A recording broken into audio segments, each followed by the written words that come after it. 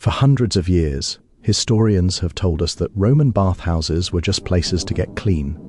They said it was like going to your local gym today, but without people trying to sell you protein shakes and that one person who never cleans the equipment. Historians wanted us to believe that Romans just stopped by for a quick wash, maybe talked about the weather or gladiator games, then went home to their families. These historians clearly never tried to find a parking spot at a gym on January 2nd.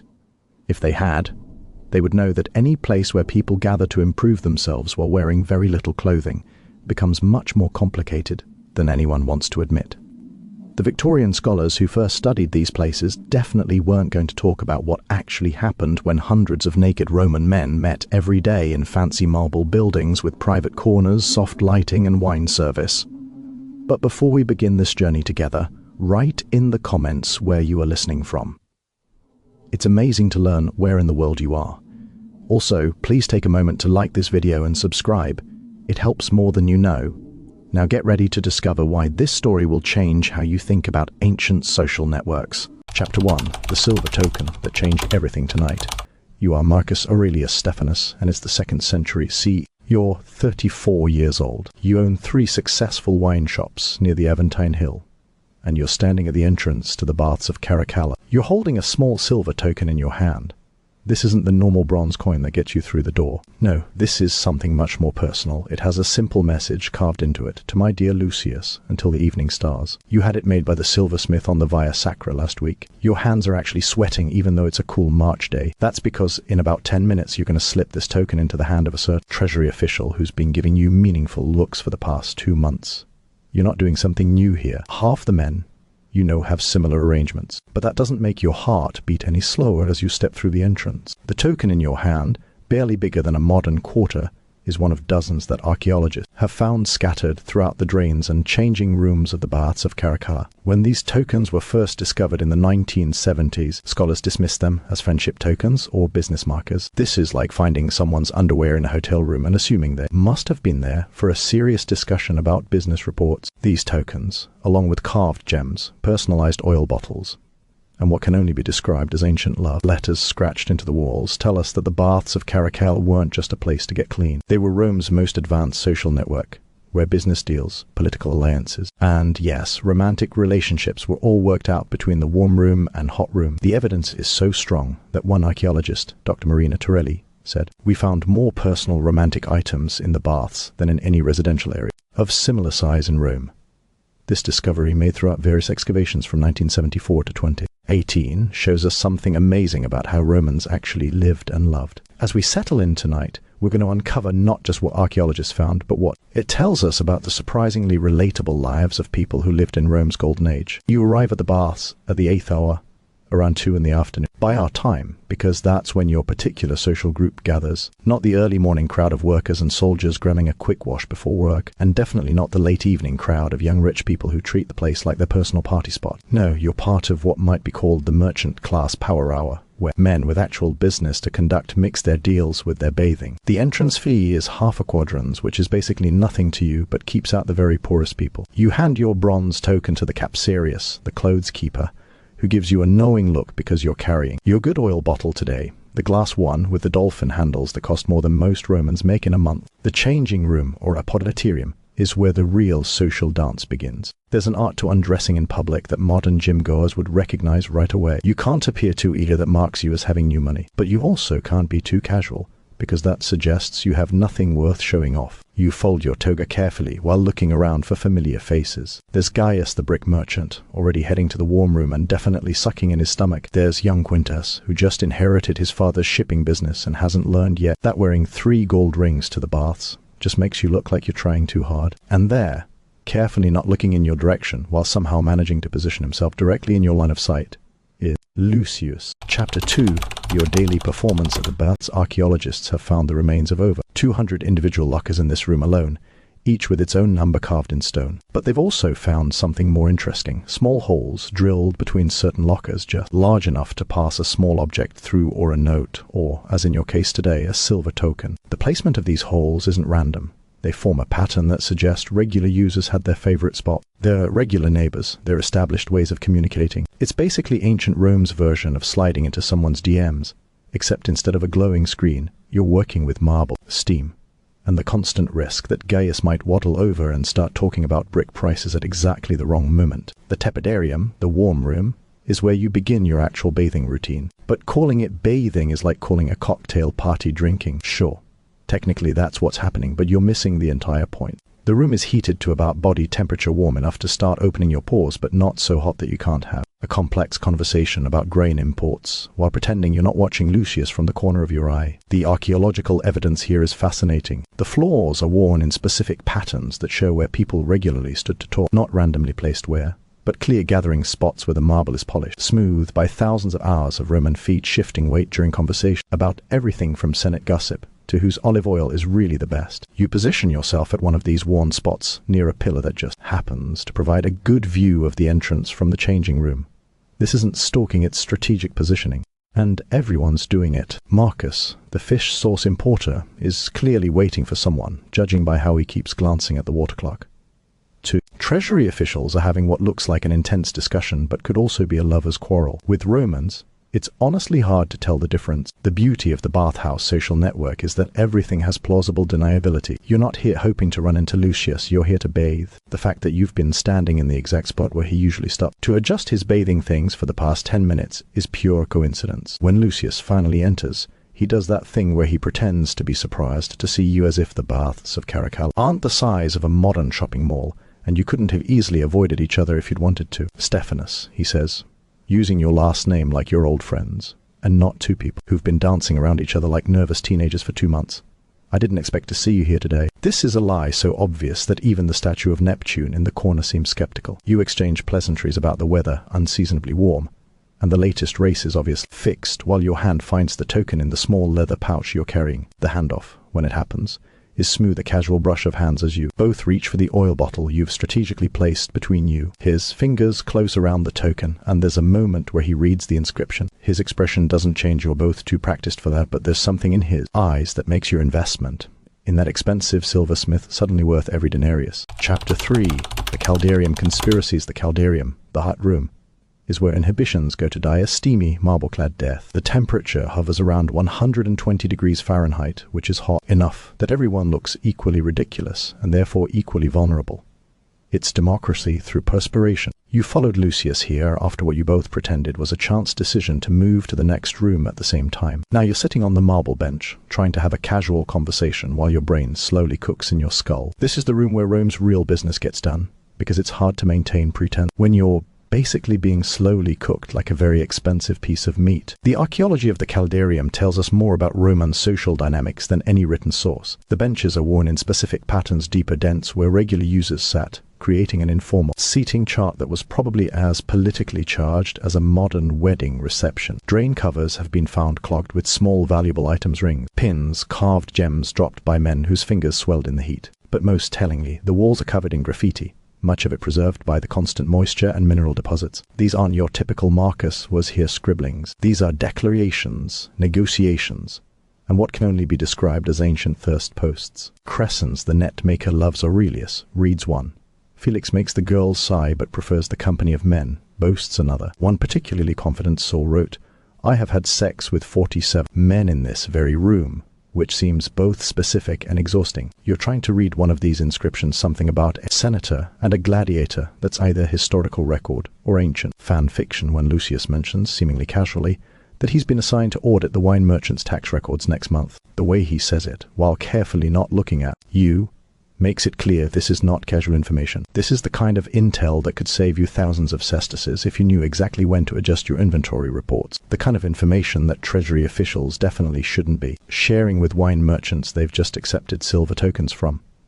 But that's the beauty of the bathhouse network. Nothing is official. Nothing is provable. Everything is just friends helping friends while they happen to be slowly broiling together. The conversation that follows is a masterpiece of Roman indirection. He mentions that the audits will be thorough but fair, which means they'll be neither. You respond that your records are meticulously kept, which means you have 2 sets. He notes that the review will begin with larger establishments first, which means you have about 3 weeks to get your story straight. You comment that good wine is increasingly hard to source, which is your way of asking if he'd like a few jars of the good stuff to appear at his door. This entire negotiation happens while you're both sweating so much that you look like you've been dunked in olive oil, and a large hairy man next to you is discussing his hemorrhoids with his companion at considerable volume. Archaeological evidence suggests these kinds of arrangements were so common that they were basically built into the architecture. Private alcoves lined the walls too small for actual bathing but perfect for intimate conversation. Acoustic studies have shown that these niches were designed to muffle sound, creating pockets of privacy in the public space. Some still contain traces of expensive perfumed oils, suggesting people lingered in them. One alcove in the Baths of Caracalla contained over 30 hairpins of identical design, leading archaeologists to conclude it was a regular meeting spot for a particular group. Whether that group was discussing grain prices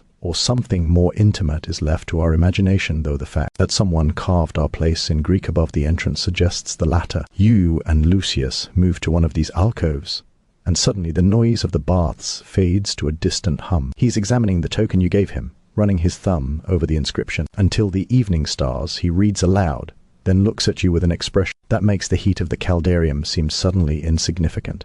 That's from Virgil, isn't it? It is, and the fact that he recognizes it a line from a poem about shepherds in love tells you everything you need to know about whether your interest is returned. You're about to respond when Gaius the brick merchant appears like a sweaty ghost, wondering if either of you needs any construction work done. This is the curse of the bathhouse network. Every moment of connection comes with the risk of interruption by someone trying to sell you something you don't need. Chapter 4. The Palestra Paradox. After the caldarium, you need to cool down. The obvious choice would be the frigidarium with its cold plunge pool. But Lucius suggests the palestra, the exercise courtyard, instead. You agree, because at this point, you'd follow him into Hades itself if he suggested it had good acoustics for conversation. The palestra at the Baths of Caracalla is enormous, a football field of sand and marble where men theoretically come to exercise but actually come to be seen exercising, which is a completely different activity. It's like the difference between going to the gym and going to the gym during the Instagram golden hour, same movements, entirely different purpose. The archaeological remains of the palestra have revealed something unexpected. Hundreds of small bronze discs,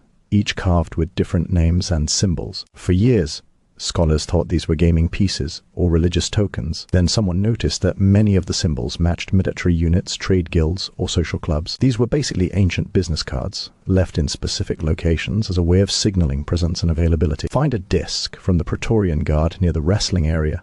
That officer is looking for recruits. A token from the Wine Merchants Guild by the ball courts. Someone's ready to negotiate. And those tokens found in pairs, carved with matching symbols, well, let's just say they weren't discussing wholesale prices. You and Lucius settle near the running track, supposedly to watch the athlete, but really to continue your delicate dance of negotiation and flirtation. A young man is doing laps, his form so perfect it looks like a statue has come to life and decided to show off. Apollo himself, Lucius murmurs, and you're not sure if you should be jealous or appreciative that he's comfortable enough to comment on another man's beauty in your presence. You settle for appreciative because confidence is attractive, and besides, you're both watching now. This is another thing the Victorians got wrong about Roman sexuality. It wasn't hidden or shameful. It was right there in the open, as casual as commenting on the weather. The graffiti in the palestra is different from the caldarium, less desperate, more playful. Epaphra is not good at ball games, but excels at other physical activities. Reads 1. Successus, the weaver, loves Iris, but she doesn't love him back. Perhaps you should try Marcus, suggests another helpful soul. There's an entire wall that's basically an ancient rate and review system for various bathhouse regulars, with comments ranging from Africanus has the largest. The rest is worn away, leaving us to wonder, largest what?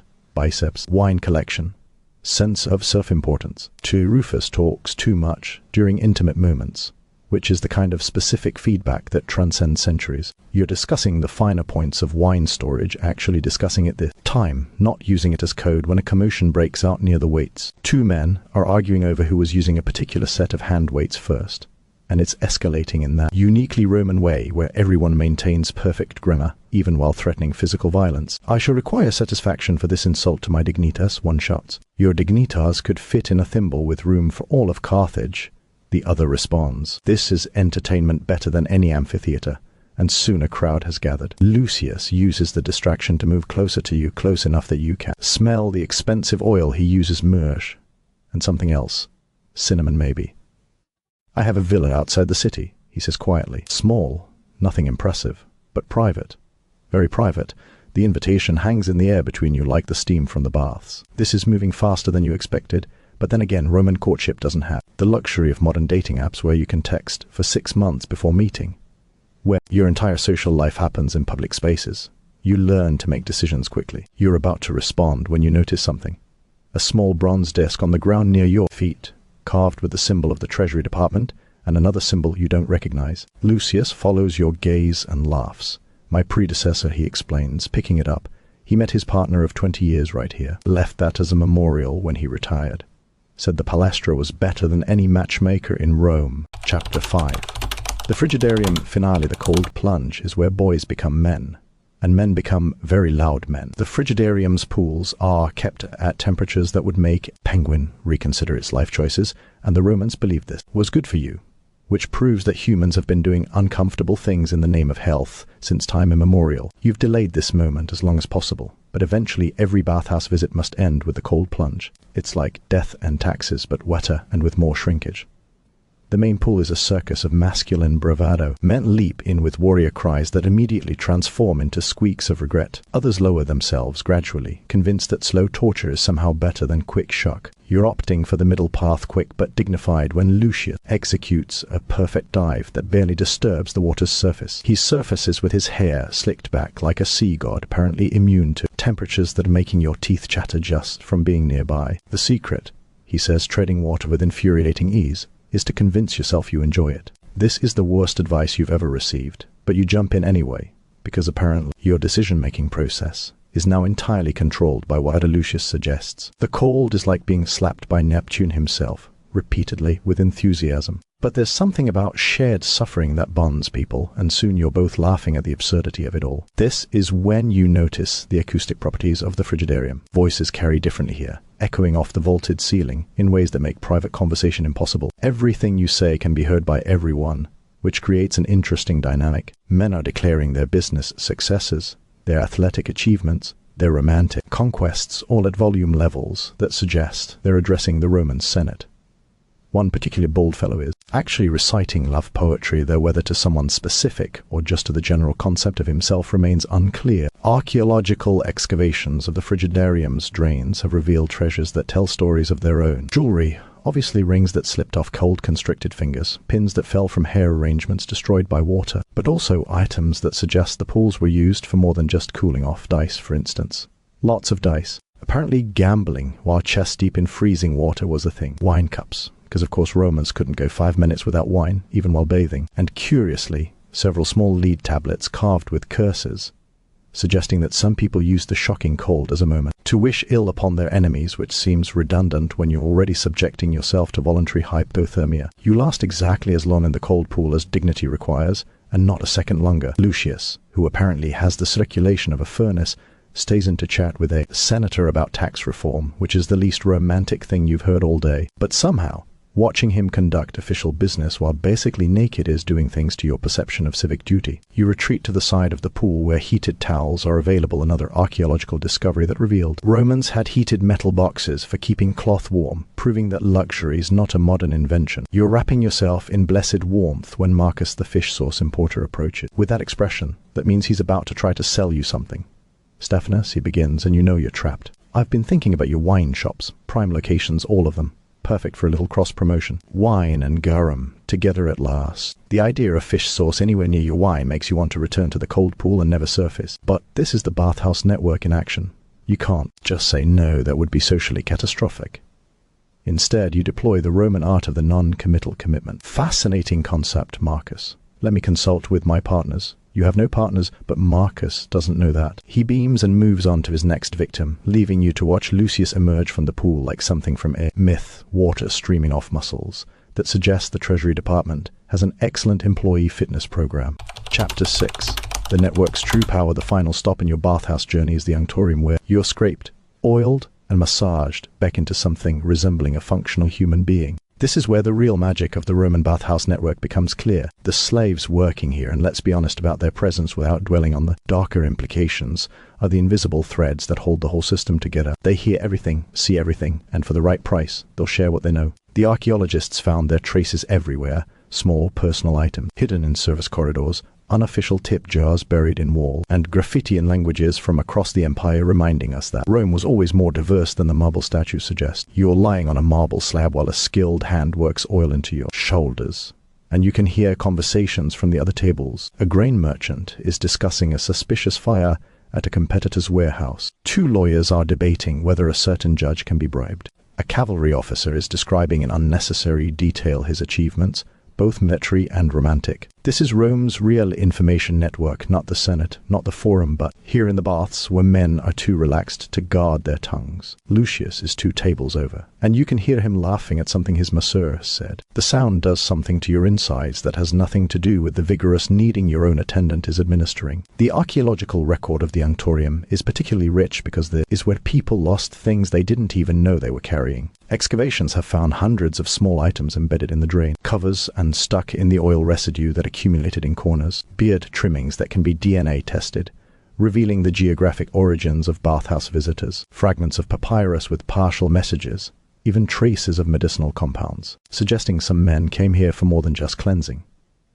One particularly interesting find was a set of matching bronze pins, each carved with half of a quote from Plato about the nature of love. When placed together, they form a complete thought, suggesting a couple who wanted to carry reminders of each other. Your massage is ending, and you're in that blissful state between consciousness and sleep when Lucius appears at your table. The masseur, with the practiced discretion of his profession, immediately finds somewhere else to be. "I've been thinking about your suggestion," Lucius says, "which is interesting because you haven't actually suggested anything yet about viewing my villa's potential for growing vines. It would need expert assessment, of course. Perhaps someone with experience in wine production. The fact that his villa is almost certainly on solid rock, with no agricultural potential whatsoever, is irrelevant. You both know what he's really saying. "I could possibly find time next Saturday," you reply, trying to sound like you're doing him a favor and not like you've been fantasizing about this exact scenario since he mentioned the villa's privacy. The negotiation that follows is a masterpiece of Roman indirection. You discuss travel times, 2 hours by cart, provisions needed, you'll bring wine, obviously, and the length of the visit overnight for thorough assessment of the property. Anyone listening would think you were arranging a business consultation, but the oil seller at the next table, who's been discreetly watching your interaction for the past hour,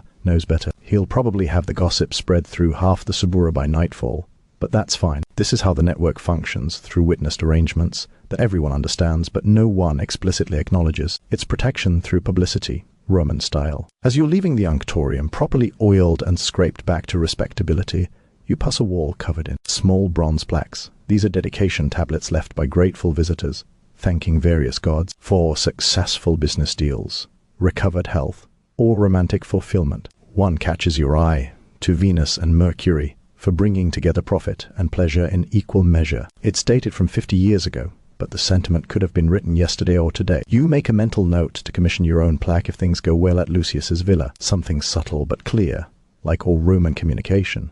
Perhaps to Fortuna, for favorable audits and evening stars. Lucius would understand. The right people always do. The sun is setting as you exit the baths, your skin still tingling from the temperature extremes in your mind already racing ahead to Saturday. The Baths of Caracalla are beginning their evening transformation, the merchant crowd, leaving the younger aristocrats arriving for their more rowdy entertainments. You've successfully navigated another day in Rome's most complex social network, made a potentially profitable connection with a treasury official, and possibly started something that could be either the best or worst decision of your business career. But that's the beauty of the bathhouse network. Everything is fluid. Nothing is permanent. And tomorrow you'll return to do it all again. As you walk home through the crowded streets of Rome, you pass other men clearly returning from various bathhouses across the city. There's a particular look to someone who's just spent 3 hours being alternately boiled, frozen, and pounded into submission, a combination of exhaustion and satisfaction that's unmistakable. Some walk alone, lost in thought. Others travel in pairs or small groups, their conversations animated by the day's negotiations and revelation. A few, like you, clutch small tokens or notes, promises of future meetings and deeper connection. This is Rome's circulatory system, its social blood flow, all of it powered by hot water, cold plunges, and the eternal human need to connect with others while pretending we're just there to get clean. As our journey through the Baths of Caracalla concludes tonight, we're reminded that the past is far from dusty and dull. It's a vibrant, often surprising, and always intriguing tapestry woven with human ingenuity, resilience, and the occasional ancient mystery that still makes us wonder. Until our next archaeological adventure together, this is the Sleeping Archaeologist, encouraging you to remain curious about the incredible tales still waiting to be discovered beneath our feet. But for now, stay tuned as we have a bonus story coming right up, read especially for you by our guest narrator. Part 2. Life in the Aztec Empire for Centuries. We've been told the Aztecs were nothing but bloodthirsty savages who spent their days ripping hearts out on pyramids and their nights planning which neighboring tribe to terrorize next. Hollywood loves this version, all skull racks and human sacrifice, with maybe a feathered serpent. thrown in for exotic flavor. It's the historical equivalent of judging modern America only by its reality TV shows, assuming everyone spends their days fighting over roses while eating deep-fried butter. The truth is, reducing the Aztec Empire to a death cult is like describing Paris as that place with the middle tower. Technically not wrong, but missing approximately everything that matters. This cartoon villain version of history, complete nonsense. Tonight, you are walking through the streets of Tenochtitlan in the year 1005. And 4 years before any Spanish conquistador will set foot in your city. You're not a priest wielding an obsidian knife.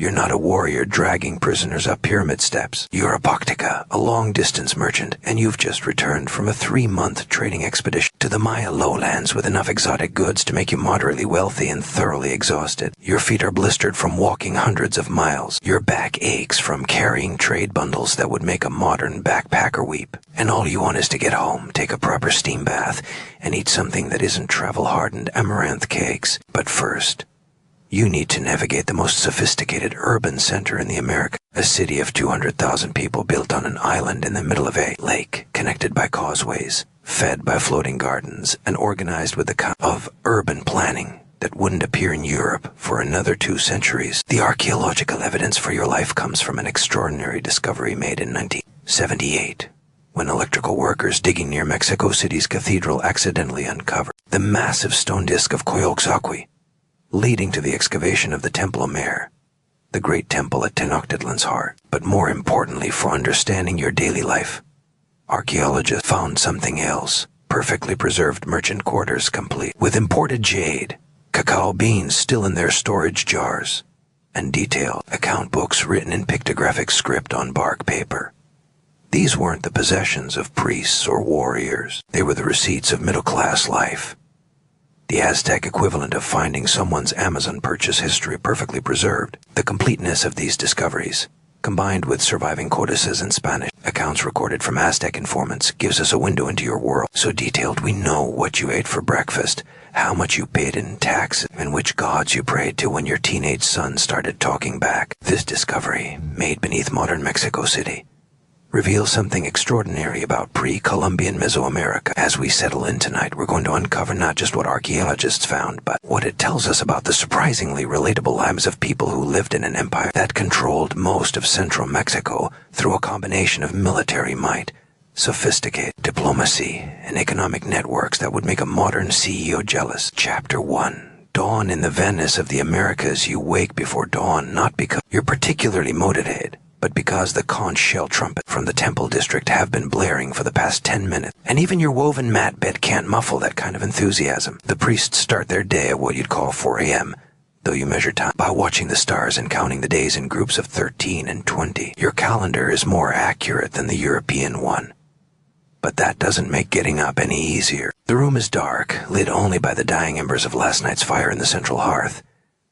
You share this adobe house with your extended family, 12 people in 4 rooms, and someone is already snoring loud enough to wake Quetzalcoatl himself. Your wife is already up, grinding maize on the Medate, the volcanic stone grinding platform that's been in her family for 3 generations. The rhythmic scraping sound is the soundtrack of every Aztec morning, as reliable as your neighbor's rooster, and significantly more useful. She's been up for an hour already, soaking the corn in lime water to release the nutrients, a process called nixtamalization that you don't think about, but that prevents pellagra and makes the corn digestible. Europeans won't figure this out when they take corn back to the old world, leading to nutritional deficiencies that would have made your ancestors laugh if they weren't too polite or dead. You dress in your standard outfit, a cotton loincloth and a tomatli, a cloak tied at the shoulder. As a successful merchant, you're legally allowed to wear cotton instead of the rough Megi fiber that commoners use. It's a small distinction, but in Tenochtitlan's highly stratified society, these details matter more than your LinkedIn profile. You can't wear certain colors. That's for nobles only. And definitely can't wear feathers or jewels without special permission. Last month, a merchant 2 streets over got caught wearing turquoise earplugs without authorization. He's now spending his days cleaning the temple steps, which in a city that sacrifices regular offerings to the gods is exactly as unpleasant as it sounds. Breakfast is the eternal Aztec trilogy: tortillas, beans, and sauce made from tomatoes and chili peppers. If you're feeling fancy, There might be eggs from the turkey hens you keep in the courtyard, or some leftover dog meat from last night's dinner. Yes, you eat dogs, specifically bred hairless dogs called Zoloid squintly. Before you judge, remember that Europeans of this era are eating peacock and porpoises, so maybe everyone's culinary choices are questionable. You wash it down with poke, a mildly alcoholic drink made from fermented agave that tastes like sour milk mixed with plant matter, which sounds awful but is surprisingly refreshing once you get used to it. Getting drunk is illegal unless you're over 70, or it's a religious festival, and public intoxication is punishable by head shaving for first offense, death for the second. Your society takes its drinking laws seriously. The sun is just beginning to rise as you step out onto the street, and Tenochtitlan is already humming with activity. Your house sits in Poklan, the merchant core, where the streets are paved with smooth volcanic stone and actually have working drainage, something London won't achieve for another 300 years. The air smells of wood smoke, fresh tortillas, and the ever-present lake that surrounds your island city. Canoes are already crowding the canals that crisscross the city like aquatic highways. You think of it as novel urban infrastructure. Spanish conquistadors will later describe it as Venice meets paradise right before they destroy it. Chapter 2. The marketplace of the Americas. You make your way toward Tlatelolco, the massive marketplace that serves as the economic heart of the empire. The journey takes you along one of the main causeways, raised roads that connect your island city to the mainland. These engineering marvels are wide enough for 8 people to walk side by side, with bridges that can be removed to defend the city. Though in 1515, that's just theoretical planning. The only enemies you fought recently are the Tlaxcalans to the east, and they're more of an ongoing irritation than an existential threat, like that neighbor who keeps playing music too loud. Except the music is warfare, and the volume is measured in captured warriors. The foot traffic increases as you near Tlatelolco, and soon you're shoulder to shoulder with thousands of other people heading to market. There are farmers from the Chinampas, the famous floating gardens carrying baskets of fresh vegetables that still have lake mud on their roots. Women balance impossible loads of pottery on their heads while somehow navigating the crowd with grace. Porters bent double under massive loads shuffle past, their tumblined head straps attached to cargo cutting deep grooves in their foreheads. In a world without wheeled vehicles or beasts of burden, everything moves on human backs. It's inefficient by modern standards, but it keeps unemployment low and chiropractors theoretical. The market square itself is overwhelming. 60,000 people come here daily, making it larger than most European cities of the era. The Spanish conquistador Bernal Diaz del Castillo will later write that the market's roar can be heard 3 miles away, which sounds like exaggeration until you stand in the middle of it. Everything is organized by product type, with a kind of zoning law that would make a city planner weep with joy. The pottery sellers are here, the gold workers there, the feather artists in their own section creating impossible works of art that look like paintings but are made entirely from hummingbird and quetzal feathers. You head to the section where long-distance merchants display their goods. Your own stall is managed by your nephew, who's been watching over your interests while you were away. He's done well. Most of your previous inventory has sold, leaving room for the exotic goods you've brought back. You unpack carefully: cacao beans from the southern forests, jade from Guatemala, rubber bowls from the coastal lowland, and most precious of all, quetzal feathers that shine with an iridescent green that seems to capture light itself. Each item has its price, measured in standardized units: cacao beans for small purchase, cotton mantles for larger ones, and copper axes for major transactions. It's a complex but functional system, like cryptocurrency, if cryptocurrency grew on trees and you could make hot chocolate from it. The market judges are making their rounds, checking weights and measures, settling disputes, and occasionally sentencing someone to have their goods confiscated for cheating customers. Justice in the marketplace is swift and public. You watch a woman successfully argue that a turkey seller misrepresented his bird's age, and the judge orders the seller to compensate her with 2 additional birds. The legal system works on precedent and reputation. Repeat offenders find themselves banned from selling, which in a mercantile economy is basically a death sentence for your business.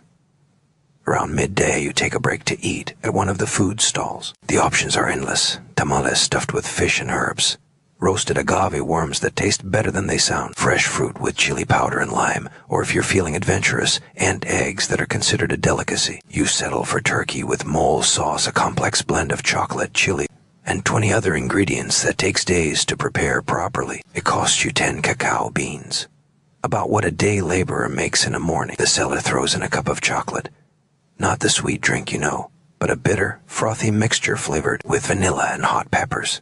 That's considered the drink of nobles and successful merchants. It tastes like aggressive earth with a caffeine kick, and you love every sip. Chapter 3, The Weight of Empire after lunch. You can't avoid it any longer. It's time to pay your taxes. As a Pochteca, you have specific obligations to the state that go beyond what regular citizens owe. You make your way to the palace complex, a journey that takes you past the great temple pyramid, the Templo Mayor, which dominates the city center like a mountain of stone and ambition. It's 150 feet high, with twin temples at the top, one to Tlaloc, the rain god, and one to Huitzilopochtli, the god of war and the sun. The steps are dark with old blood, and even from street level you can smell the copal incense that burns continuously.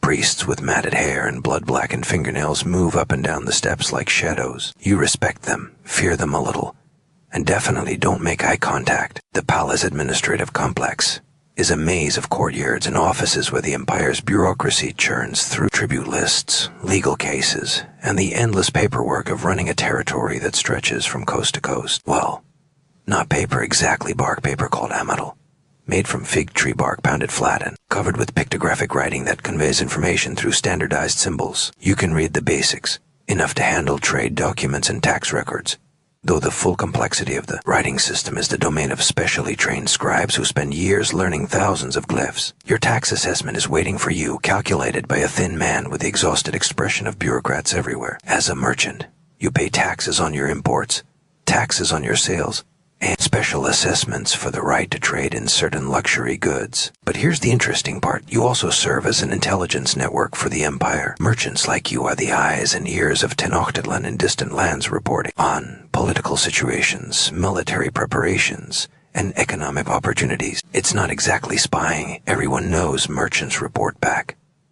But it's not exactly not spying either. You're basically a traveling salesman with a side gig in casual espionage. You hand over your payment to Quatli cotton mantles, 40 cacao beans, and a small jade bead you were hoping to keep, but which the assessor's eyes locked onto the moment you walked in. In return, you receive a receipt marked with the official seal, which you'll need to show at checkpoints when you travel. The Empire runs on documentation. Every transaction, every tax payment, every legal judgment gets recorded. Somewhere in this building is a room full of tribute lists showing exactly what each conquered city owes, when it's due, and what happens if they don't pay. Spoiler, it involves warriors with obsidian-edged clubs. On your way out, you pass through the palace's public courtyard where a trial is taking place. A man is accused of stealing from his neighbor's garden, specifically 4 ears of corn and what the plaintiff insists were his best tomatoes. The judges, elderly men who've worked their way up through the legal system, listen to both sides with the patience of people who've heard every possible variation of neighbor disputes. Witnesses are called, including a woman who saw the defendant near the garden but isn't sure what day it was, and a child who confidently identifies the stolen tomatoes but turns out to be talking about a completely different incident from last month. The judgment, when it comes, is swift. The defendant is guilty, but it's his first offense, so he's sentenced to pay back double the value of what he stole and to perform 20 days of public service maintaining the neighborhood temple. It's fair, practical, and everyone seems satisfied except the defendant, who is now calculating how many tomatoes he needs to grow to pay off his debt. The legal system emphasizes restitution over punishment, at least for civil matters. Murder, on the other hand, that's a quick trip to the sacrificial altar. No appeals process included. Chapter 4. The sacred and the social late afternoon find you at the neighborhood temple for the daily offerings. This isn't the grand Templo Mayor that's for major festivals and state occasions. This is your local temple, about as impressive as a community church, which is to say not very, but it serves its purpose. Every neighborhood has one, dedicated to whichever god has local significance. Yours honors Yekatekatli, a god of merchants and travelers, which seem appropriate given that half your neighbors are traders of some kind. The priest is a young man who clearly drew the short straw in seminary assignments, while his classmates are conducting dramatic sacrifices at the main temple. You're dealing with merchant prayers and the occasional domestic turkey offering. He goes through the motions with the enthusiasm of someone who knows he's got 18 more months before potential promotion. You offer copal incense, and a small jade bead. Merchants always offer jade when they can afford it, and mumble the standard prayer for profitable ventures and safe travels. The priest pricks his earlobes with a magi spine, letting drops of blood fall onto bark paper, which he then burns. The smoke carries your prayer to the gods, theoretically. You're reasonably devout, but also pragmatic. The gods help those who help themselves, and also those who pay their taxes on time. After temple, you head to the Temescal, the steam bath. The bathhouse is part health club, part social center, and entirely necessary after 3 months of travel. The bathhouse in your neighborhood is run by an elderly woman who's been doing this for 40 years, has opinions about everything from proper steam temperature to the current emperor's foreign policy. She doesn't share these opinions with just anyone, but as a regular customer who tips well. You get the full commentary whether you want it or not. The steam bath itself is a low stone building heated by volcanic rocks with water poured over them to create steam. It's like a sauna if saunas included medicinal herbs and mandatory lectures about your life choices. You sit naked on stone benches with 6 other men, all pretending the heat isn't making them lightheaded, while discussing business, politics, and whose son just got accepted into the Kalmakak, the noble school. It's competitive gossiping disguised as casual conversation, and everyone knows the real reason you're all here is to gather intelligence on each other's business dealings. The conversation turns to the recent military campaign against Tlaxcala, the perpetual enemy that the Empire keeps around, basically as a warrior training ground. It's a weird arrangement. Instead of conquering them outright, Tenochtitlan maintains them as enemies to ensure a steady supply of prisoners for sacrifice and combat experience for young warriors. It's like keeping a practice dummy that fights back, occasionally wins, and really doesn't appreciate being treated as a convenience. Your nephew just turned 15 and is talking about joining the military to earn glory and potentially noble status. You try to discourage him by pointing out that most warriors end up as farmers with interesting scars, but teenage boys haven't changed much in 500 years. He's convinced he'll be the exception. Clean and thoroughly steamed, you make your way home as the sun sets.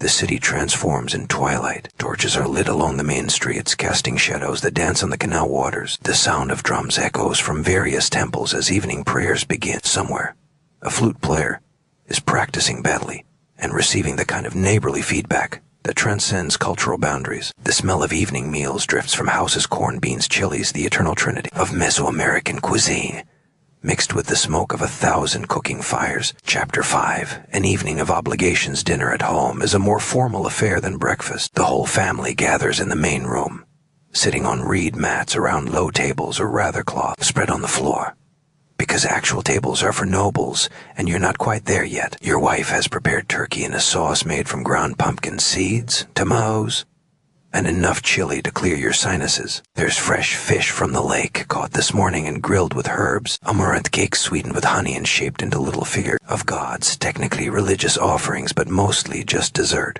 and of course tortillas. Because a meal without tortillas isn't a meal, it's just a snack with pretensions. Your oldest son, 17 and full of opinions, wants to discuss his future.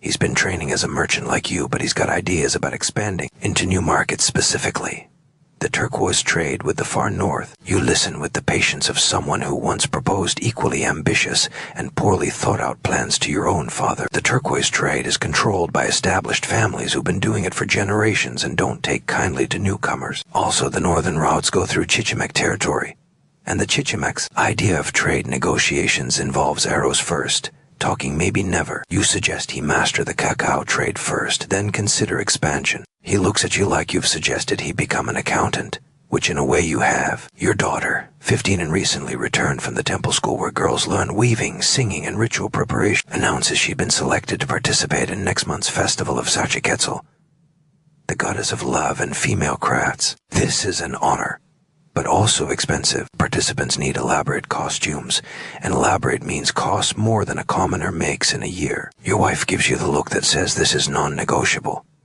and you mentally calculate how many jade beads you'll need to sell. The festival involves dancing, singing, and thankfully not being sacrificed, which wasn't always a given in religious ceremonies. Your daughter will spend 4 days performing ritual dances that tell the story of creation, and if she does well, it significantly improves her marriage prospects. In Aztec society, this is the equivalent of getting into a good college, except the tuition is paid in feathers, and the graduation ceremony involves more bloodletting. After dinner, there's the evening's entertainment. Your brother-in-law, who fancies himself a poet, insists on reciting his latest creation. Poetry is serious business in Aztec culture. The Nahuatl language lends itself to elaborate metaphors and parallel constructions that can convey multiple meanings simultaneously.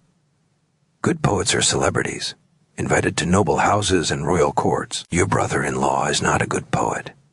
His latest work compares the emperor to a mighty tree, which would be fine except he spends 45 lines describing bark texture and somehow makes it sound insulting. Everyone listens politely, offers vague compliments, and privately hopes he takes up pottery instead. The evening ends with the family shrine, a small altar in the corner of the main room dedicated to your household gods and ancestors. You burn a little copal, offer a few cacao beans, and say the prayers your grandfather taught you, which his grandfather taught him, going back to nobody really knows when. The continuity is comforting, even if you're not entirely sure what some of the older words mean anymore. Language evolves, but religious formulas remain frozen, like your grandmother's recipe for mold that no one dares modify, even though everyone agrees it needs less salt. Chapter 6. The machinery of empire. You can't sleep. Tomorrow you're meeting with the Pakhteka Guild Council to discuss the next trading expedition, and the politics are more complex than the tribute calculation. The merchant guilds of Tenochtitlan operate like corporations, trade unions, and secret societies rolled into one. They have their own laws, their own courts, their own gods, and most important, their own trade routes that they guard more jealously than state secrets. As you lie on your reed mat, listening to the sounds of the city settling into night-distant drums, barking dogs, a splash of canoes in the canals, you think about the delicate balance that keeps this empire running. The Aztec Empire isn't really an empire in the way future historians will use the term. It's more like a protection racket with really good organization. Conquered cities pay tribute but keep their own rulers, their own laws, their own gods, as long as the tribute flows and they provide warriors when called. Tenochtitlan doesn't much care how they run their internal affairs. It's imperialism with a light touch, at least compared to what's coming in a few years, when men in metal suits will arrive with very different ideas about governance. Your guild controls the southern trade routes, specifically the paths to the cocoa-growing region. Cocoa is literally money, the beans are currency, so you're essentially trading in cash crops. The guild maintains safe houses along the routes, pays off local rulers for passage rights, and occasionally hires warriors for protection when traveling through unstable regions. It's dangerous work. Last year, 12 merchants were killed by bandits near Xicalengo. The guild responded by hiring 200 warriors and clearing the entire region of problems permanently. The empire turned a blind eye because dead merchants don't pay taxes, and besides, the guild handled it quietly without requiring imperial resources. The real power of the merchants comes from information. You know which cities are struggling with drought, where rebellions are brewing, which rulers are weak, and where opportunities exist for expansion. The Emperor's intelligence service relies heavily on merchant reports, and in exchange, the Pakhteka enjoy privileges that irritate the hereditary nobility enormously. You can own land. Your children can attend the Kalmakak schools usually reserved for nobles. And in certain ceremonies, you wear the insignia normally restricted to warriors. The old aristocracy sees you as jumped-up traders with pretension. You see them as inherited wealth coasting on their great-great-grandfather's military victories. It's a tension that simmers constantly without quite boiling over, like a pot of beans on low heat. Tomorrow's guild meeting will decide whether to open new routes to the east, specifically to the Maya cities of the Yucatan. It's potentially lucrative. The Maya have jade, exotic feathers, and cacao varieties that don't grow in central Mexico. But they also have their own established trade networks and don't necessarily want competition. The last group of Aztec merchants who tried to establish themselves in Maya territory came back missing various body parts and a clear message about market exclusivity. The guild needs to decide whether the potential profits justify the risk of starting a trade war that could escalate into an actual war. You finally drift off to sleep, your mind still calculating profit margins and political implications. In your dreams, you're young again on your first trading expedition, walking paths through forests where jaguars scream and every shell could hide bandits or wars. But there's also the memory of your first glimpse of the ocean, that impossible expanse of water stretching beyond the horizon, and the coastal peoples with their strange customs and valuable goods. The empire seems eternal, as solid as the mountains that ring the valley. In 4 years, strangers from across that ocean will arrive, and everything you know will collapse like a pyramid built on sand. But tonight, in 1515, the empire is strong. The trade routes are open, and tomorrow's problems are exactly that tomorrow's. Chapter 7. The festival preparation. You wake before dawn again. But this time it's intentional. Today begins the preparation for the festival of Huitzilopochtli, the great vigil dedicated to the maize gods. It's one of the 18 monthly festivals that punctuate the Aztec calendar, each with its own requirements, rituals, and expenses. As a successful merchant, you're expected to contribute significantly, which means voluntarily donating enough to avoid social embarrassment. The neighborhood committee has assessed your contribution at 100 cacao beans, 2 turkeys, 3 jars of poke, and a cotton mantle with specific embroidered designs that your wife has been working on for 3 weeks. The festival preparations are organized with military precision by the local temple committee, a group of older women who've been running these events since before you were born and have opinion about everything from the proper way to arrange flowers to the moral decline of young people today. They direct operations from the temple courtyard like generals commanding an army, if generals were armed with decades of passive-aggressive commentary and the ability to remember every social slight since 1485. Your job, assigned by the committee with no room for negotiation, is to help construct the temporary altar in the plaza. This involves hauling volcanic rocks from a quarry 2 miles away, which seems like something that could have been done any time in the past month, but apparently must happen today in the heat, with maximum inconvenience. You join 20 other men from the neighborhood, all successful merchants or artisans, all equally grumpy about manual labor, but unwilling to lose face by complaining. It's community service with peer pressure, and everyone participates because not participating is social suicide. The work is hard but rhythmic. You carry stones, following the ancient paths that connect the city to the mainland quarries. The causeway is crowded with festival preparations, flowers being brought from the Chinampas, special foods being prepared in outdoor kitchens, costumes being fitted and refitted by anxious mothers. A group of young men practice the dance they'll perform. Their movements tell the story of how the gods discovered maize hidden inside a mountain. They're terrible, all enthusiasm and no coordination, but they'll improve by festival day. They have to. Their families' reputations depend on it.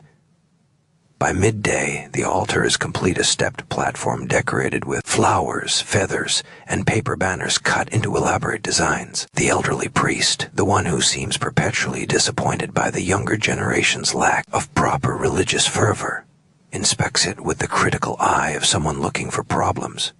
He finds several. The flowers aren't arranged symmetrically. The incense burners are placed too close together, and someone used the wrong type of paper for the banners. Everything must be redone, because the gods are apparently very particular about interior decorating. During a break, you sit with other merchants in the shade, sharing water flavored with chia seeds and complaining about the younger generation taxes and the price of cacao, which has increased 30% in the past year due to drought in the growing regions. The conversation turns, as it always does, to politics. The current emperor, Montezuma II, has been ruler for 13 years, and opinions are mixed. He's expanded the empire, increased tribute, and built impressive monuments, but he's also increasingly isolated, surrounded by nobles who tell him what he wants to hear. There are rumors of strange omens. A comet was seen last year, and a temple caught fire without cause. The old men shake their heads. Such things mean change is coming. Now what kind of change? Nobody can say. Chapter 8. The undercurrents of empire. As the sun sets on your day of manual labor, you're summoned to an unexpected meeting. A royal messenger, identified by his elaborate feathered cloak and a kind of hauteur that comes from representing the emperor, waits at your house. The Pashtika Guild has been requested to provide information about the eastern coastal regions, specifically about strange rumors filtering in from Maya traders. There have been stories of mountains that float on water, of men with pale skin and hair on their faces like animals, of sticks that speak thunder. Most dismiss these as tall tales, the kind of stories that grow with each telling. But the emperor wants confirmation. And when the emperor wants something, the merchant guilds provide. You're chosen for this intelligence-gathering mission because of your connections with Maya traders and your reputation for discretion. It's an honor you'd rather not have. These special assignments are dangerous and poorly compensated. But refusing would be worse than dangerous. It would be suspicious. So you accept with the enthusiasm of someone volunteering for root canal surgery and prepare to leave in 3 days, right after the festival. That evening, the neighborhood gathers for the festival's opening ceremony. The plaza is transformed with torches, flowers, and the mingled smells of copal incense and cooking food. Children run between the adults' legs, playing games that haven't changed in centuries, a ball game with rubber balls, board game with beans as counters, and the eternal favorite of seeing who can eat the most chili peppers without crying. You watch your youngest nephew attempt this last challenge and fail spectacularly, his face turning the color of a ripe tomato as he desperately seeks water. The priest performs the opening ritual, offering flowers and food to the statue of Sentiol, the maize god. No human sacrifice for this festival. That's reserved for the major ceremonies. Instead, there's the sacrifice of a turkey. Its blood sprinkled on the altar while the priest chants in the old language, the formal nahuatl that sounds like poetry even when it's describing agricultural procedures. The crowd watches respectfully, though you notice the teenagers in the back are more interested in each other than the ceremony. Some things transcend culture and time.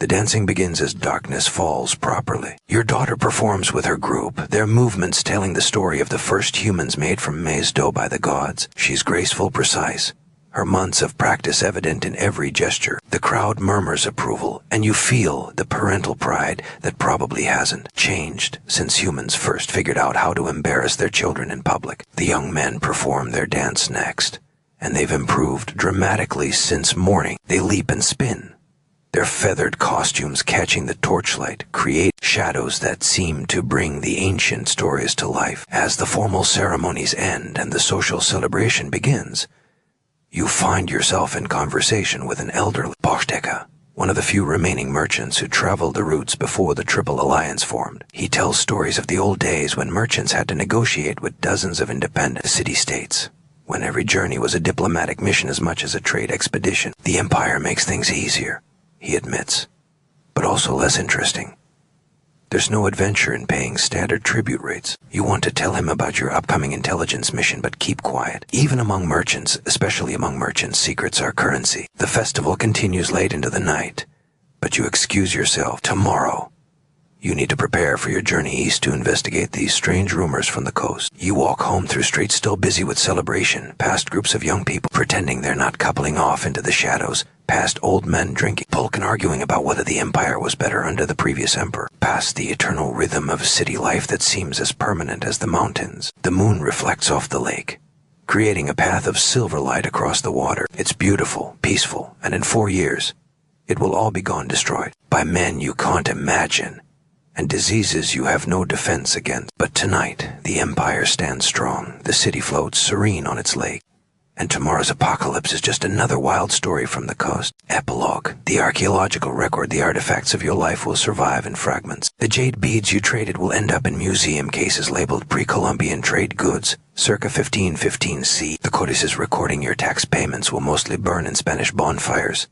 though a few will survive, hidden by indigenous scribes who risk their lives to preserve them. The merchant quarter where you lived will be buried under colonial buildings, then under modern Mexico City, waiting for accidental discovery by construction workers who don't realize they're uncovering evidence of a civilization as complex as any in the world. Archaeologists will find your neighborhood's temple, its stones scattered but still bearing traces of blood and incense. They'll uncover the remains of the Temescal where you steamed away travel fatigue, the stones still showing scorch marks from ancient fires in what was once your house.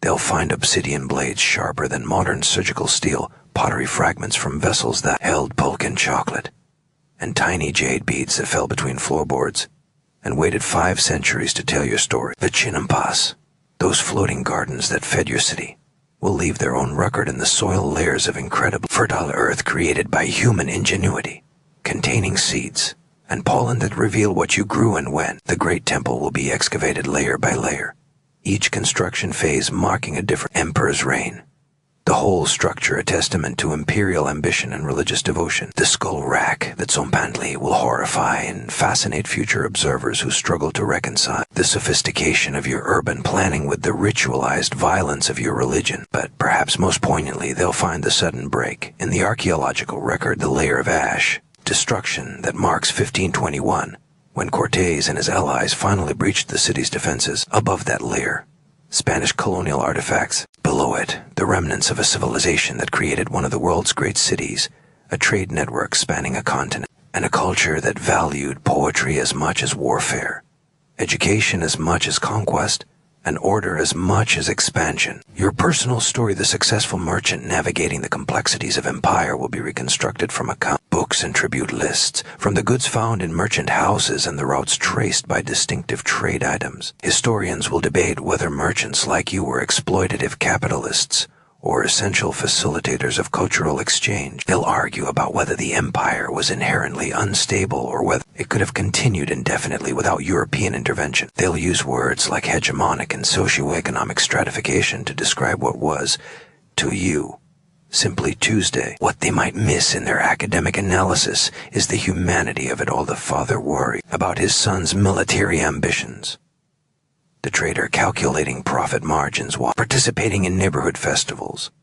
The citizen of an empire that seemed eternal, paying taxes and complaining about them just like everyone else throughout history. They might not capture the sound of morning tortilla making, the smell of copal incense mixing with chocolate, pride in your daughter's dancing, or the simple pleasure of coming home after a successful trading expedition. Your story, the story of an Aztec merchant in 1515, is both utterly foreign and completely familiar. You lived in a world of different gods, different values, different technologies, but you also lived in a world of family obligations, economic anxieties, social pressures, and small daily pleasures that anyone for any era would recognize. You were a person navigating a complex society, trying to succeed within its rules while maintaining your integrity and protecting your family's future. The empire you knew would fall, but the human experiences you lived, the struggles, triumphs, fears, and hopes, these are eternal. As our journey through life in Tenochtitlan before Cortes concludes, tonight we're reminded that the past is far from dusty and dull. It's a vibrant, often surprising, and always intriguing tapestry woven with human ingenuity, resilience, and the occasional ancient mystery that still makes us wonder until our next archaeological adventure together. This is the Sleeping Archaeologist, encouraging you to remain curious about the incredible tales still waiting to be discovered beneath our feet. But for now, stay tuned as we have a bonus story coming right up called Medieval Medicine, What Human Remains Tell Us About Medieval Times. Part 3, Medieval Medicine for Centuries. We've smugly assumed that medieval medicine was nothing more than leeches, bloodletting, and praying really hard while people died of hangnails. We picture medieval doctors as barely literate barbers wielding rusty saws, prescribing ground up beetles for headaches and genuinely believing that bad smells caused the plague. We've convinced ourselves that anyone who got sick in the Middle Ages might as well have started digging their own grave, preferably before gangrene set in from that paper cut. Medieval medicine was barbaric nonsense, complete garbage. Tonight, you are a medieval surgeon in 1347 Bologna, and you just successfully performed your third cataract surgery this month using techniques so precise that modern eye doctors would recognize them instantly. You learned your craft not from superstition and guesswork, but from medical texts translated from Arabic scholars who themselves built upon Greek and Roman foundation. Your success rate for certain procedures rivals that of surgeons working centuries later, and your understanding of wound care would save more lives in the next pandemic than all the prayers in Christendom. The skeleton lies on the examination table at the University of Bradford. Its bones tell a story that shatters every stereotype we've held about medieval healthcare. The skull shows evidence of successful trepanation brain surgery with years of healing afterward. The leg bones reveal a complex fracture that was set so expertly it healed almost perfectly straight. The teeth, surprisingly, show evidence of regular cleaning and even attempted dental work. These aren't the remains of some lucky noble who had access to special care. This was a common laborer from a small English village. These bones are the receipts that prove medieval medicine wasn't the dark age of healing we've been taught. It was surprisingly sophisticated, occasionally brilliant, and far more successful than we've given it credit for. This discovery, made across hundreds of excavation sites throughout Europe over the past 3 decades, reveals something extraordinary about medieval healthcare and the people who practiced it. As we settle in tonight, we're going to uncover not just what archaeologists found in medieval graveyards, but what it tells us about the surprisingly advanced medical knowledge of people who lived in an age we've dismissed as primitive. Chapter 1. The morning rounds. The cathedral bells haven't rung yet, but you're already awake in your small chamber above the surgery. The pre-dawn air in Bologna carries that particular medieval cocktail of wood smoke, horse manure, and baking bread that would horrify a modern nose but simply smells like Tuesday to you. Your apprentice is already stirring the fire, heating water for the morning's procedures. You pull on your physician's robe, not the dramatic black thing with the bird mask that everyone associates with medieval doctors, because that won't be invented for another 3 centuries. Instead, you wear a practical wool tunic with a leather apron stained with things you'd rather not identify before breakfast. Your breakfast consists of bread, soaked in watered wine.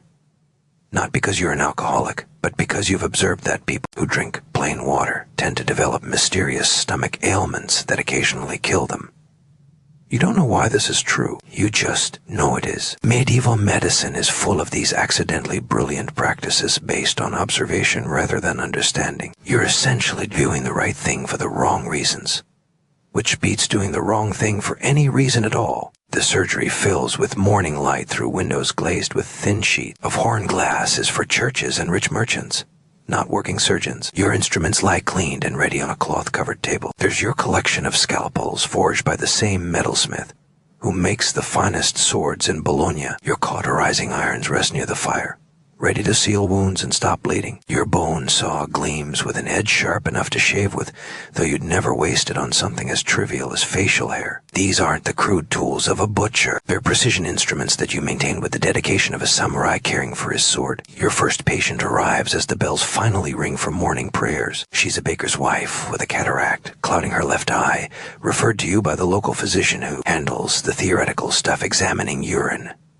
consulting astrological charts, prescribing herbs. You handle the practical stuff, cutting, sewing, and occasionally sawing. It's a professional division that actually makes sense. The physician diagnoses, you operate. You're not competing, you're collaborating. The woman is terrified, naturally.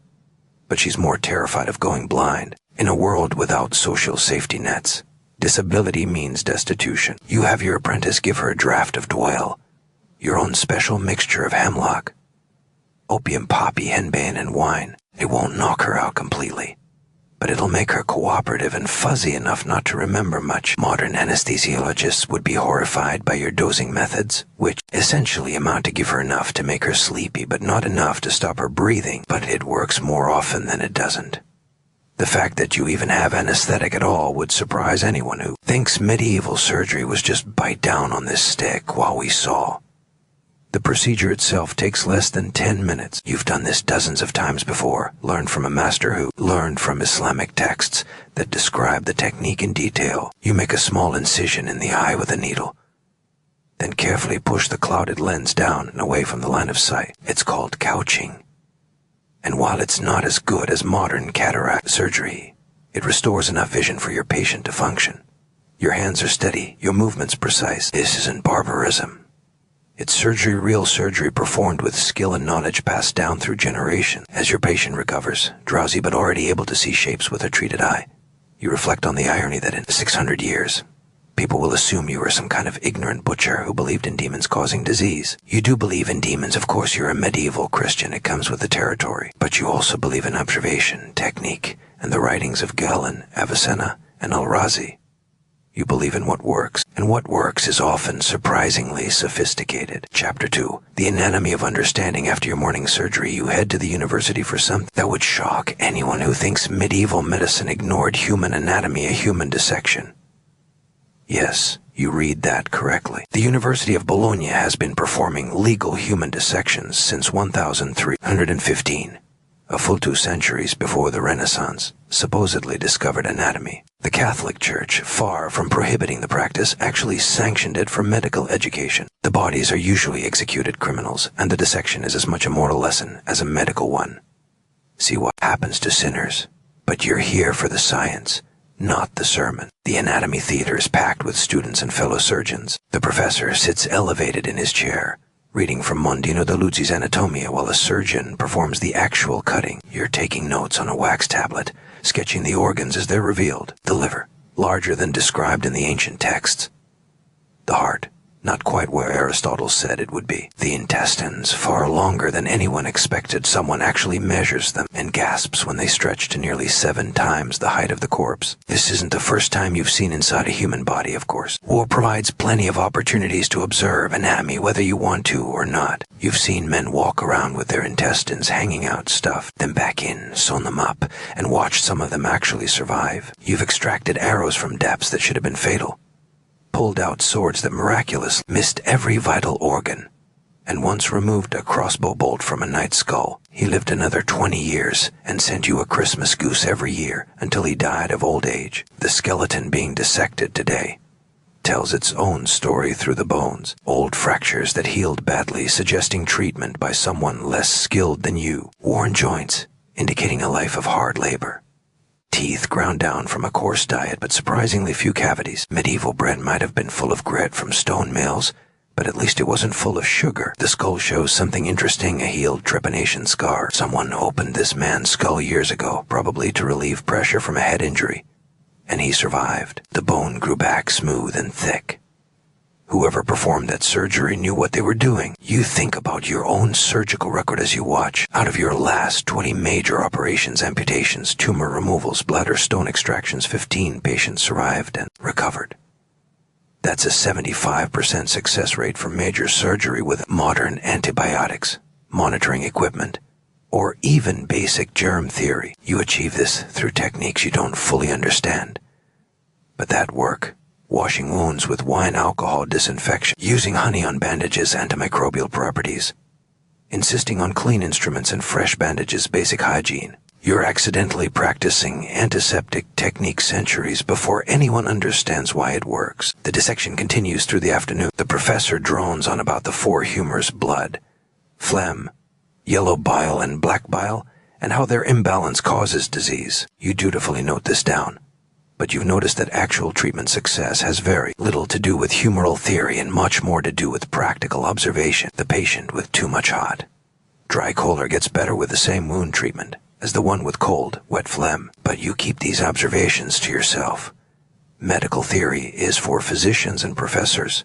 You're a surgeon. You care about what works, not why it works. As the corpse is sewn up for Christian burial, even executed criminals deserve that dignity. You pack up your notes and instruments. Tomorrow you have 3 surgeries scheduled: a bladder stone removal, a hair lip repair, and an amputation of a gangrenous foot. Each one carries risks, but each one also carries the possibility of success. The skeletal remains that archaeologists will uncover centuries from now will show the evidence of your work. The cleanly amputated bones that healed over, the skulls with successful trepanation scars, the mended fractures set so well they're almost invisible. They'll be surprised by how good you were at your job. Chapter 3, The Apothecary's Art. Your afternoon takes you through Bologna's medical core, where the air hangs thick with competing herbal scents that would make a modern aromatherapist weep with joy, and a DA agent nervous.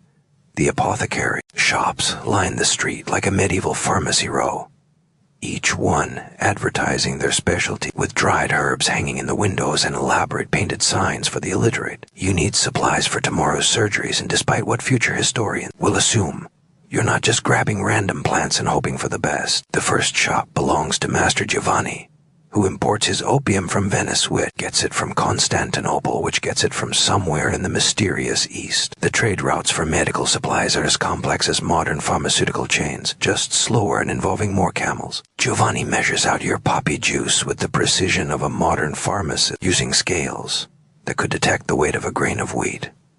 Too little and your patient screams through surgery. Too much and they stop breathing. It's a balance you've learned through careful observation and more than a few close calls. You also purchase willow bark, which you'll brew into a tea for post-operative pain. You don't know it contains salicylic acid, the active ingredient in aspirin. You just know it works. The same goes for the digitalis from foxglove for heart problems, ergot fungus for stopping bleeding after childbirth, and the St. John's wort for melancholy. Medieval medicine is accidentally employing half the contents of a modern pharmacy, just in plant form and with wildly inconsistent dosing. The next stop is the mineral supplier, where you purchase your surgical supplies: alum for stopping bleeding, copper sulfate for treating eye infections, mercury for skin conditions, though you've noticed patients treated with mercury sometimes develop mysterious shaking diseases years later. So you make a mental note to use it sparingly. You also buy soap, real soap made with ash and animal fat, because you've observed that clean wounds heal better than dirty ones. It's another one of those accidentally brilliant medieval medical practices that works for reasons you don't understand. The human remains archaeologists dig up centuries later. will show evidence of these treatments in the chemical composition of the bones, elevated mercury levels in some skeletons suggesting treatment for syphilis or skin conditions, traces of copper in eye sockets from infection treatments, the telltale signs of herbal medicines absorbed into bone tissue over years of treatment. These skeletons are pharmaceutical time capsules, preserving evidence of a medical system far more complex than anyone imagined. Back in your surgery, you prepare tomorrow's supplies with the methodical care of a modern surgical nurse. Your sutures are made from sheep intestines, carefully cleaned and dried. They'll dissolve in the body over time, no need for removal. Your bandages are linen, boiled and dried in the sun. You prepare your wound washing solution, 2 parts wine to 1 part water with a splash of vinegar. It stings like hell, but wounds washed with it rarely go bad. You don't know you're using acidic alcohol as an antimicrobial. You just know it works. Your apprentice watches you prepare, learning through observation the thousand small techniques that separate a successful surgeon from a dangerous one, how to judge the color of healthy versus dying tissue, how to tie sutures that hold but don't cut off blood flow, how to recognize the smell of gangrene before it spreads too far. This knowledge isn't written in any textbook. It's passed down through apprenticeship and coded in the muscle memory of generations of surgeons. The skeletal evidence of successful surgeries across medieval Europe proves this system worked better than we've given it credit for.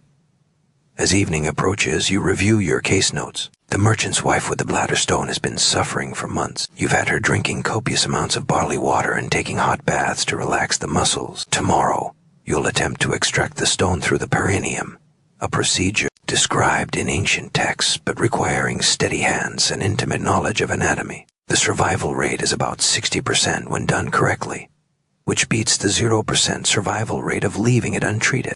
The skeleton of a medieval merchant found in London showed evidence of this exact surgery successfully performed, with years of healing afterward. That unnamed medieval surgeon knew what they were doing, just like you do. Chapter 4.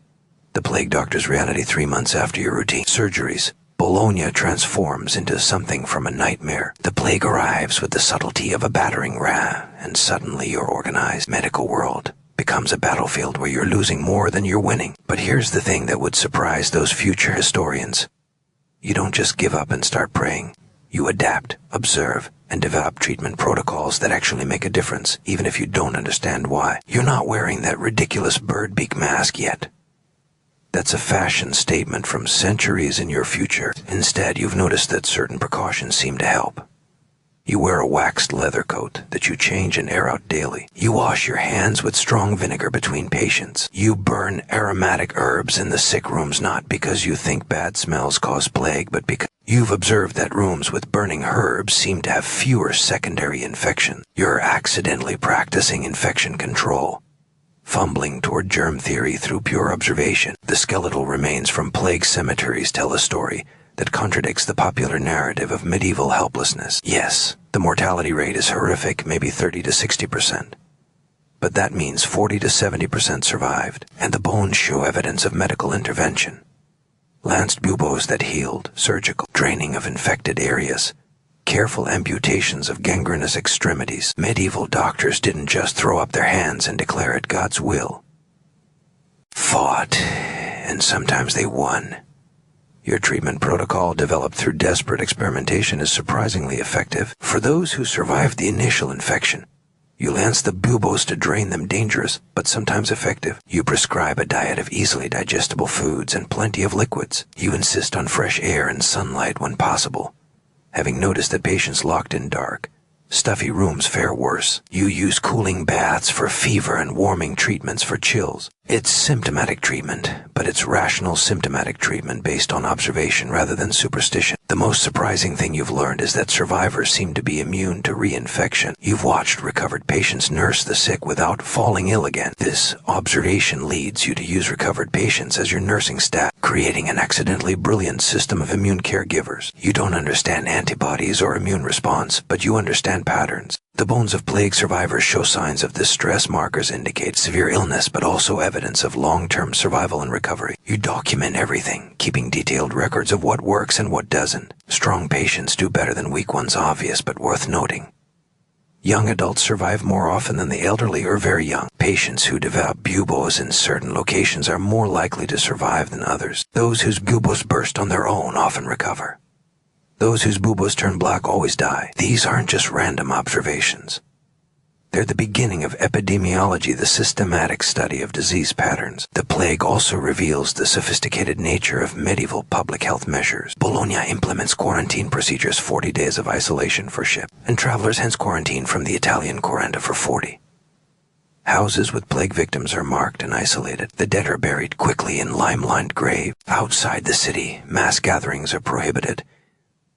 These measures are startlingly modern in their approach to disease control. The archaeological evidence supports this plague. Cemeteries show organized, systematic burial practices designed to prevent disease spread. Chapter 5.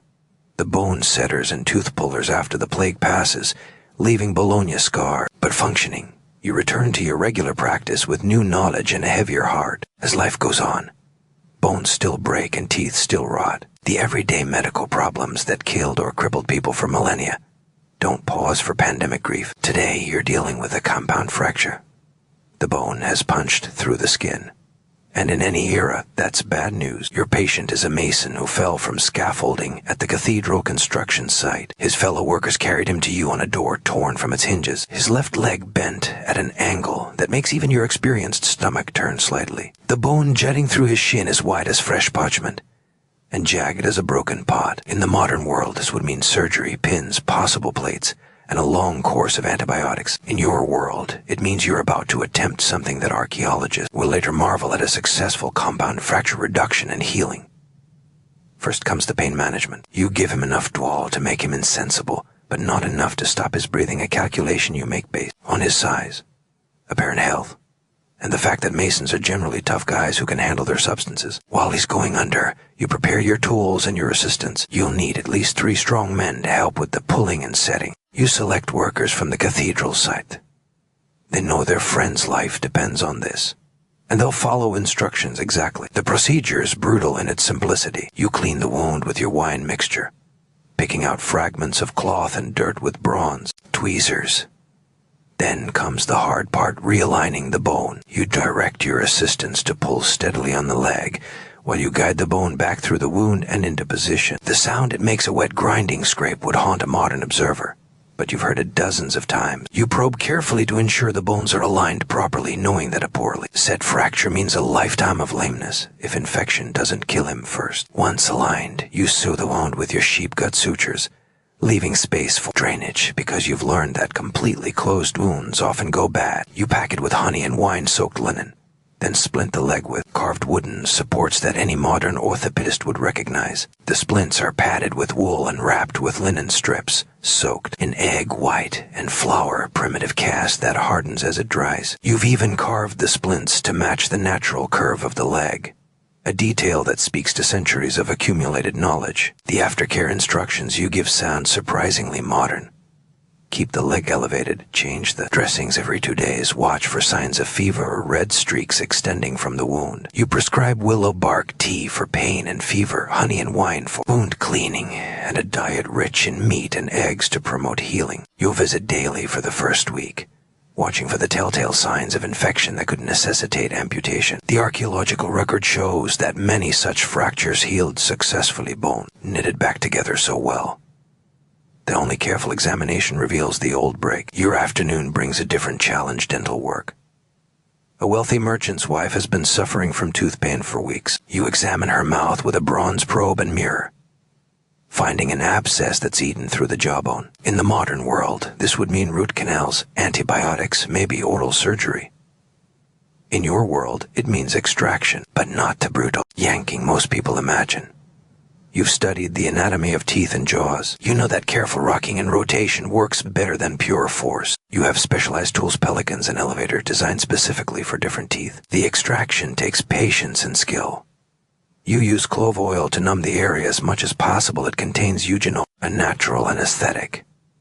Though you just know it helps with tooth pain, you work the tooth loose gradually, feeling for the moment when the roots release their grip. When it finally comes free, You pack the socket with a mixture of alum and herbs to stop bleeding and prevent infection. The merchant's wife, though pale and shaky, is already feeling relief as the pressure of the abscess releases. The skeleton of a medieval woman found in York showed exactly this kind of dental work. Carefully extracted teeth with evidence of post-extraction healing. Chapter 6. Women's Medicine and Childhood Survival. The next morning brings you to the bedside of a pregnant woman in obstructed labor. Her midwife, Donna Lucia, sent for you when it became clear this was beyond the normal difficulties of childbirth. This collaboration between male surgeons and female midwives is another thing that will surprise future historians who assume medieval medicine was entirely male-dominated. The truth is, women's medicine was largely the domain of Wen, and you defer to Donna Lucia's expertise in normal births. She only calls you when surgery might be needed.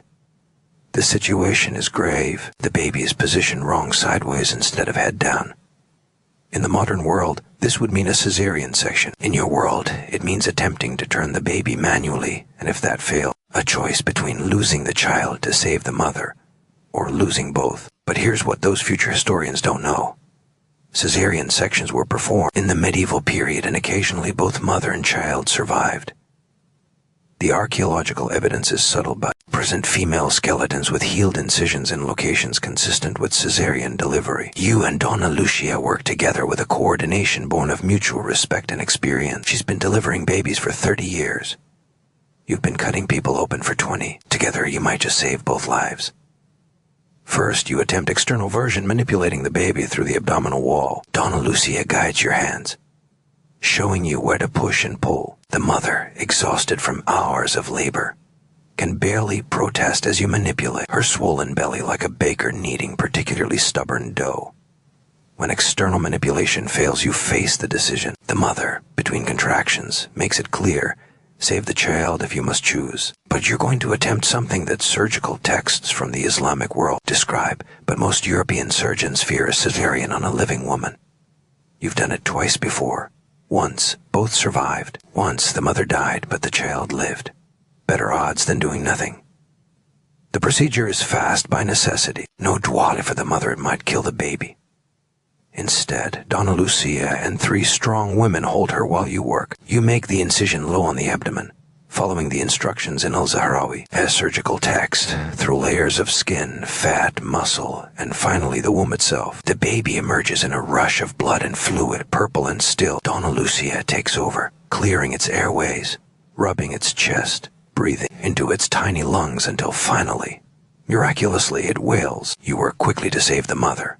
Sewing the womb with silk suture, sheep gut dissolves too quickly for this deep work. The abdominal muscles are pulled together in layers. The skin, you pack the wound with honey and cover it with clean linen. The blood loss has been significant but not catastrophic. If infection doesn't set in, she might survive. You prescribe ergot for the bleeding, willow bark for pain, and prayers to St. Margaret, patron of childbirth.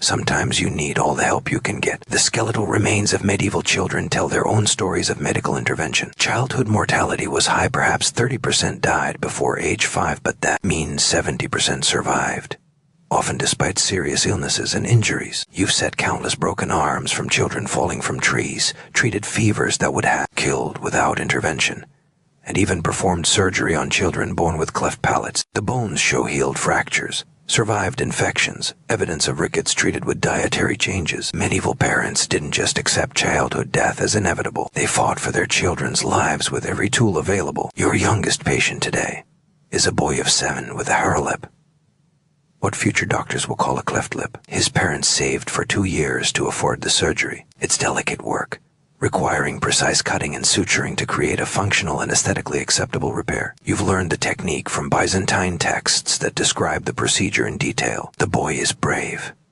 lying still as you work, trusting you despite the pain. When you're finished, his lip is swollen and bloody but whole. In a few weeks, he'll have only a small scar to show for it. A skeleton found in Poland showed evidence of this exact surgery, successfully performed on a child who lived to adulthood. Chapter 7. The monastery infirmary. Your reputation has spread beyond Bologna's walls, and today you're called to consult at the Benedictine monastery on the hillside. The monks maintain one of the best-equipped infirmaries in the region, and their herbarium rivals any apothecary's shop in the city. What's more, they They keep detailed medical records going back 2 centuries, a treasure trove of observations about disease patterns, treatment outcomes, and pharmaceutical preparation. Brother Thomas, the infirmarian, greets you at the gate. He's a learned man who reads Greek and Arabic as easily as Latin, and his medical knowledge rivals your own. The monastery infirmary is a model of medieval healthcare, clean, well ventilated, with separate rooms for different types of illness. The archaeological excavations of medieval monasteries consistently reveal sophisticated medical facilities, specialized rooms for surgery, pharmacy preparation areas, even isolation wards for contagious diseases. The case that requires your expertise is unusually young monk with a growth in his neck that's beginning to affect his breathing. You examine him carefully, feeling the mass that's grown around his throat. In the modern world, this might be thyroid cancer or a goiter. In your world, it's a surgical challenge that could easily result in death from bleeding or damage to vital structures. But Brother Thomas has been corresponding with Jewish physicians in Salerno who've described the successful removal of such growths. The surgery takes place in the monastery's dedicated surgical room, with large windows providing natural light and a clever system of mirrors to direct sunlight exactly where you need it. Brother Thomas serves as your assistant.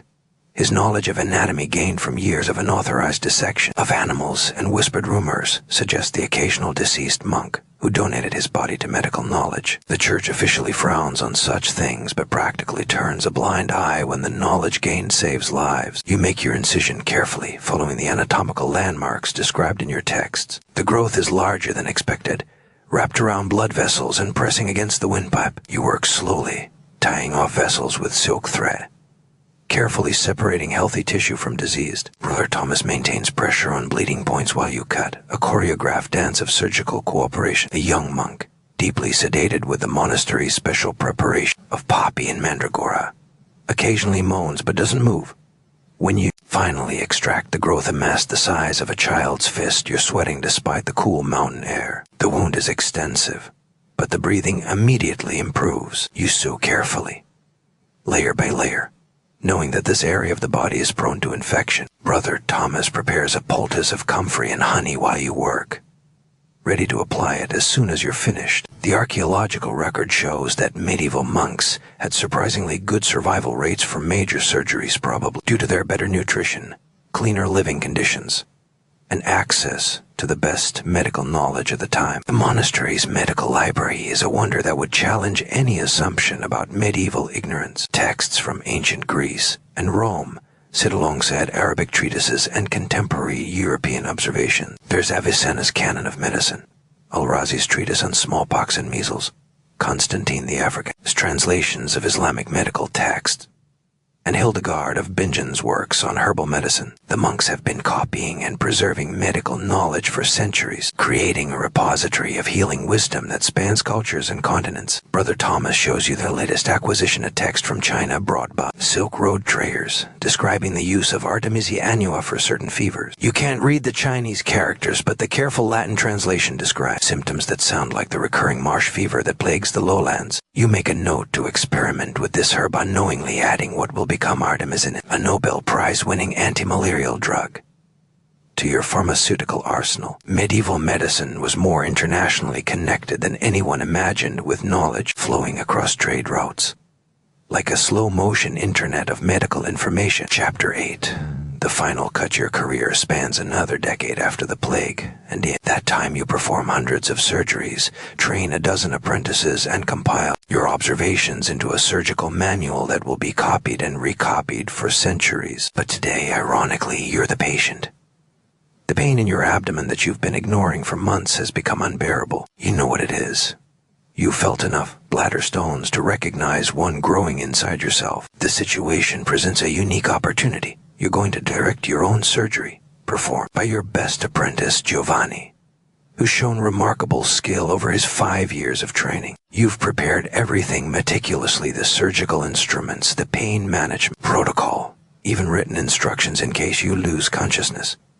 If you die, at least it will be educational. The skeleton that archaeologists will uncover centuries later will show evidence of this self-directed surgery. Cut marks on the pelvic, bones consistent with bladder stone removal partially healed, suggesting you survived at least a few weeks post-operation. You take your own dwell mixture, carefully calculated to leave you conscious but manageable. The sensation is strange, floating above your own body while still inhabiting it. Giovanni makes the incision exactly where you taught him, in the perineum, where the bladder can be accessed without opening the abdominal cavity. You feel pressure more than pain, a deep discomfort that Dwal can't quite eliminate. You guide him verbally through the procedure, your voice steady despite the surreal experience of directing someone to cut into your own body. The stone, when Giovanni finally extracts it, is the size of a walnut and rough as sandpaper. No wonder it hurts so much. You examine it with professional interest even as blood pools beneath you. The crystalline structure suggests dietary causes, too much wine and rich food, perhaps. The extraction complete, Giovanni sews you up with the same careful stitches you taught him, his hands steady despite the magnitude of operating on his master. You'll survive the surgery living another 8 years before a stroke takes you quickly one winter morning. Your legacy lives on in more than just your students and writings. The bones in medieval cemeteries across Europe tell the story of surgeons like you. Evidence of successful amputations with years of healing afterward. Skulls with precise trepanation holes that show long-term survival. Complex fractures set so well they're barely visible to modern X-rays. The chemical analysis of these bones reveals the medicines used mercury, copper, lead in therapeutic doses. Plant alkaloids absorbed over years of treatment. These skeletons are testimony to a medical system that, while lacking modern understanding of disease mechanisms, developed effective treatments through centuries of observation and experimentation. The most remarkable thing about medieval medicine, as revealed by archaeological evidence, is not how primitive it was, but how sophisticated it could be. The skeleton of a medieval archer shows evidence of repeated shoulder surgery to treat recurring dislocations, sports medicine in the 14th century. A child's remains reveal successful correction of a clubfoot through repeated manipulation and casting. An elderly woman's bones show she survived breast cancer surgery, living years after what must have been a radical mastectomy. These weren't miracles or lucky accidents. They were the results of skilled medical practitioners applying accumulated knowledge with remarkable success rates. Your final patient, seen just days before your own death, is a young girl with a twisted spine, what future doctors will call scoliosis. You can't cure her, but you design a leather and metal brace that will prevent the condition from worsening. You show her parents the exercises that might help. Prescribe swimming when possible and arrange for the brace to be adjusted as she grows. It's not dramatic surgery, but it's medicine at its most compassionate, using available knowledge to improve quality of life when cure is impossible.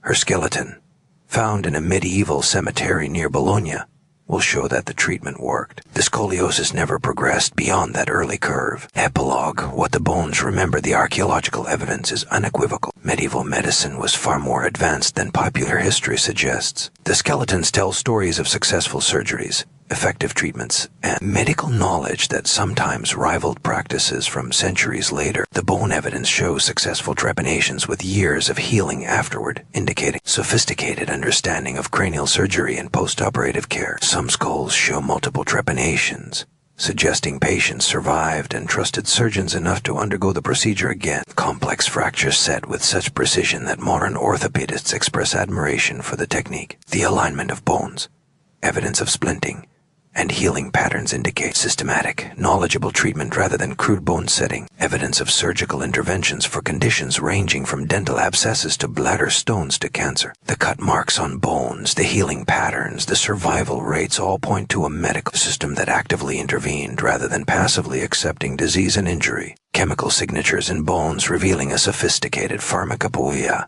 therapeutic, metals, plant-based medicines, minerals used for specific conditions. Medieval practitioners were prescribing compounds that modern medicine would later discover and validate. Survival rates from major trauma and disease that, while lower than modern standards, were far higher than the everyone died of everything narrative suggests. The plague cemeteries show that even during the worst pandemic in European history, medical intervention made a difference. The most profound revelation from medieval skeletal remains is that medical knowledge was widespread and systematic. These weren't isolated cases of lucky survival or rare genius practitioners. The consistency of successful treatments across different regions and time periods indicates a robust medical tradition transmitted through apprenticeship, texts, An international exchange of knowledge. Medieval surgeons like you operated literally at the intersection of tradition and innovation. You inherited knowledge from ancient Greece and Rome, incorporated insights from the Islamic world, and added your own observations to the cumulative wisdom. You worked without germ theory, antibiotics, or modern anesthesia, yet achieved outcomes that saved lives and reduced suffering. The bones of your patients scattered across medieval cemeteries are monuments to medical dedication and skill that transcended the limitations of the age. The next time someone dismisses medieval medicine as superstitious butchery, remember the skeleton in Bradford with the perfectly healed trepanation. Remember the compound fractures set so well they're barely visible. Remember the successful Siderian sections, the complex dental work, the cancer surgeries with years of survival afterward. Remember that medieval medicine, revealed through the honest testimony of bones, was humanity doing its best with available knowledge and often succeeding against remarkable odds. As our journey through medieval medicine and the remarkable stories bones tell U.S. concludes tonight, we're reminded that the past is far from dusty and dull. It's a vibrant, often surprising, and always intriguing tapestry woven with human ingenuity, resilience, and the occasional ancient mystery that still makes us wonder. Until our next archaeological adventure together, this is the Sleeping Archaeologist, encouraging you to remain curious about the incredible tales still waiting to be discovered beneath our feet.